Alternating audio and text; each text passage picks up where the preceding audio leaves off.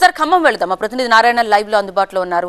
Right, Khammam Narayana, Vijayawada ఎలా అయితే ప్రస్తుతం వర్ష బీభత్సాన్ని ఎదుర్కొంటోందో ఖమ్మంలో కూడా అలాగే కనిపిస్తుంది. ఈవెన్ మున్నేరు వాగు తర్వాత 9 మందిని బయటకు తీసుకురావడానికి అతి కష్టం మీద బయటకు తీసుకురావడం అంటేనే అర్థమైపోయింది. హెలికాప్టర్లు ఎగిరే పరిస్థితి కూడా కనిపించలేదు, బికాస్ వాతావరణం అనుకూలించట్లేదు. కాబట్టి ఈ రోజు రెస్క్యూ ఆపరేషన్ ఎలా ఉండబోతుంది? ముఖ్యంగా ఏ ప్రాంతాలు ఎక్కువగా నష్టానికి గురయ్యాయి? ఖమ్మానికి సంబంధించి కనీవిని ఎరగని రీతిలో రికార్డు స్థాయిలో భారీ వర్షపాతం నమోదైంది. ప్రతి సంవత్సరం కూడా ఖమ్మం జిల్లాకి ముఖ్యంగా గోదావరి వరదలు వస్తుంటాయి, వీటిని ఎదుర్కొంటూనే ఉంటారు. ఇది ఒక ఎక్స్పీరియన్స్ జిల్లా ప్రజాప్రతినిధికి అధికార యంత్రాంగానికి ఉంటుంది. ఎలాంటి ప్రాణ నష్టం కూడా జరగకుండా గోదావరి వరదలని ప్రతి సంవత్సరం ఎదుర్కొంటూనే ఉంటారు. కానీ ఇప్పుడు ఈ వర్షాలు, ఈ వరదలు మాత్రం ఊహించిన విధంగా అకస్మాత్తుగా ముఖ్యంగా ఖమ్మం నగరాన్ని నలువైపులా కూడా చుట్టుముట్టినటువంటి పరిస్థితి. అయితే వర్షం వరద వస్తుంది అని భావించినప్పటికీ ఈ స్థాయిలో వస్తుందనేది ఇటు అధికార యంత్రాంగం కానీ ప్రజాప్రతినిధి కానీ ఇక్కడ ఉన్నటువంటి పరివాహక ప్రాంత ప్రజలు కూడా ఊహించలేదు. ఒక్కసారిగా తెల్లారేసరికి కూడా చుట్టూ మొత్తం ఈ పరివాహక ప్రాంతం మనం చూడొచ్చు. మున్నేరు ఎటు చూసినా కూడా కనుచూపు మేరలో వరద పరవళ్ళు తొక్కుతుంది. దీనికి ప్రధానమైన కారణం స్థానికంగా ఉన్నటువంటి వర్షాలు, వరదకు తోడు ఎగువన క్యాచ్మెంట్ ఏరియాలో భారీ వర్షాలు కురుస్తున్నటువంటి నేపథ్యంలో అనేక వాగులు, చెరువులు క్యాచ్మెంట్ ఏరియాల నుంచి ఒక్కసారిగా సామర్థ్యానికి మించి మున్నేరుకు ఒక్కసారిగా వరద రాత్రికి రాత్రే వచ్చింది.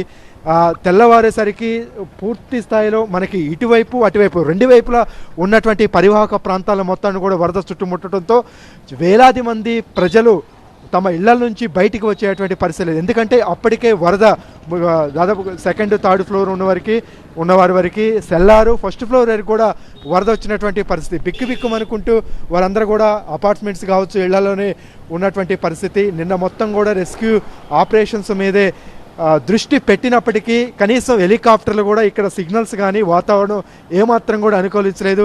అనేక రకాల ప్రయత్నాలు చేసినప్పటికీ మనం ఇక్కడ నుంచి చూడొచ్చు. ఈ మున్నేరు మీద పైన ఎగువ ప్రాంతం నుంచి ఇక్కడ మనకి ఇంకా 1, 2, 3 బ్రిడ్జీలు కూడా ఉంటాయి. బ్రిడ్జిలను తాకుతూ ప్రమాదకర స్థాయిలో వరద ప్రవహించినటువంటి పరిస్థితి. బిక్కుమనుకుంటూ ప్రజలు ప్రాణాలు అరచేతిలో పెట్టుకొని మనం అర్ధరాత్రి 2, 3 వరకు కూడా రెస్క్యూ ఆపరేషన్స్ కొనసాగుతూనే ఉన్నాయి.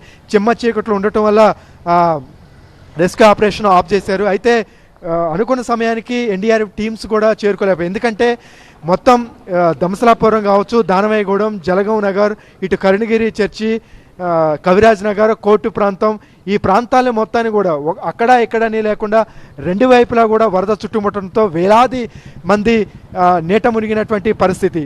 ఇంతేకాకుండా పాలేరు నియోజకవర్గానికి సంబంధించి తిరుమలాపాలెం మండలం, కూసుమంచి మండలం అనేక ప్రాంతాలలో కూడా వరద వచ్చింది. ఎన్డీఆర్ఎఫ్ టీమ్స్ కేవలం ఒక టీమే ఉండటం వల్ల రెస్క్యూ ఆపరేషన్స్ చేయడానికి వాతావరణం కూడా అనుకూలించలేదు.